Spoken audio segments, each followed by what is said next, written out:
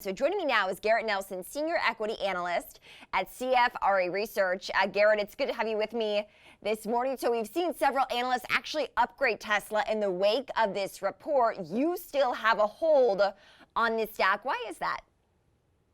Sure. Thanks for having me. We view the risk-reward potential here as fairly balanced. So we stuck with our hold rating. This is a stock that was up more than 700% last year. And our opinions and price targets are based on a 12-month view.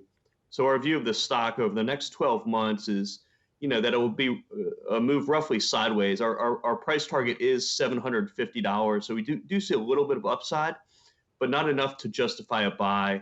And, a couple things that Tesla is really, going to be faced with this year is increased competition. So there's a lot of upstart automakers who are coming out with models that are very competitive when you look at their specs to Tesla vehicles. And a few of those automakers are Rivian, Lucid, and Fisker. And we're optimistic on the prospects for those vehicles. You also have the traditional automakers coming out with their own electric vehicles. So Tesla will certainly face a lot more competition going forward than they have in the last year or two.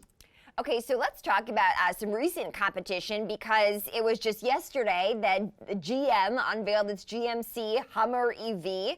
I think we have a greatest soundbite from my interview with the GMC engineer. Let's take a listen. Quickly, for our viewers, why would you tell them that the GMC Hummer EV is the right move versus the Tesla Cybertruck?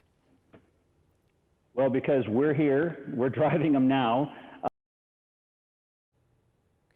Okay, short, I guess, but sweet. They're here, they're driving them now, they're a legacy automaker.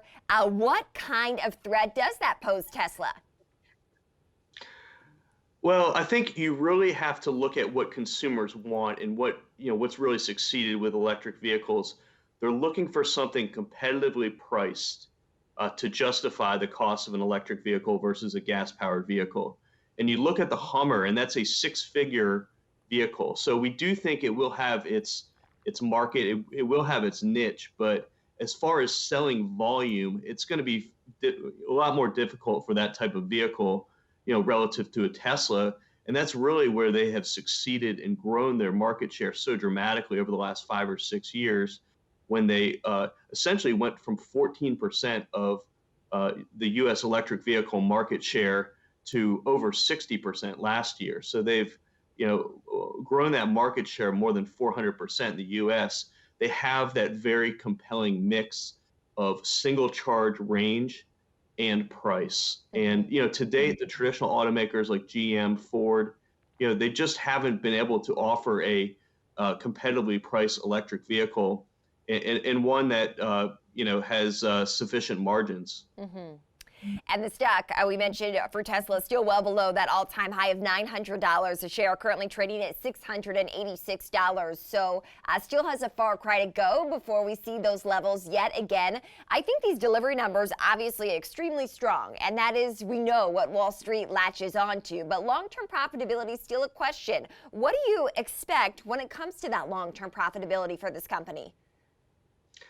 Well, 2021 is very much a transition year for Tesla.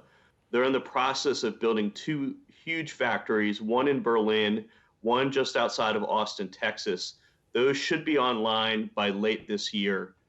They'll also start producing the semi-truck, which will be their fifth model that they currently have on sale. So, we think more of that growth, it will really drive more earnings growth in 2022 and beyond, from those 2 events. But right now, it's just organic growth. They continue to expand the factory in China, but the real growth is coming later this year when those 2 large factories come online. Mm-hmm. China in particular, this company faces even more competition. It would seem on the surface, more than 400 domestic registered EV companies. And even though Tesla has made strides there, I do wonder long term whether or not the Chinese consumer does sour on Tesla. We've seen, especially when it comes to other technology like smartphones, they do prefer a homegrown option Talk to me more about that China market and how reliable you think that can be for Tesla going forward. So there's a lot more competition over there from the likes of NIO and others. So, Tesla certainly has their work cut out to establish themselves as a brand in that market. But that said, they've done a very good job executing over there so far.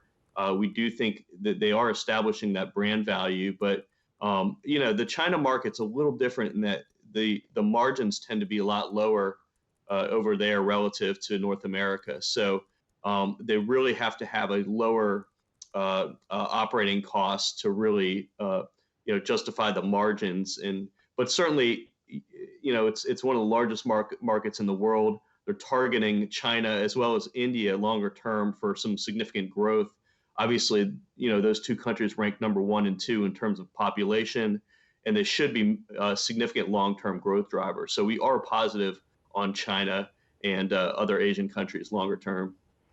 All right, Garrett, we got to leave it there. Tesla stock down about 1.1% today after a pop yesterday. That's Garrett Nelson, Senior Equity Analyst at CFRA Research.